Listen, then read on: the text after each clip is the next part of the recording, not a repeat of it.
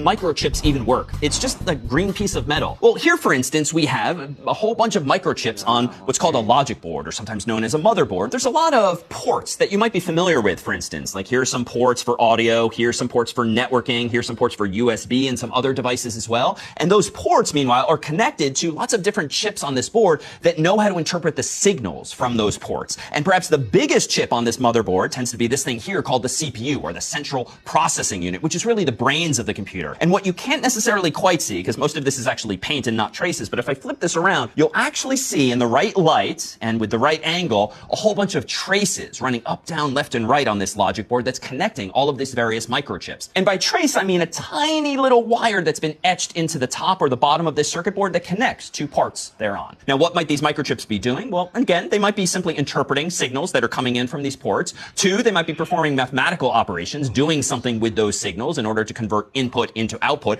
or they might just be storing information ultimately. In fact, there's all different types of memory on a logic board like this, be it RAM or ROM or the like, and so some of those chips might very well be storing information for as long as the computer's plugged in, or in some cases, depending on the device, even when the power goes off.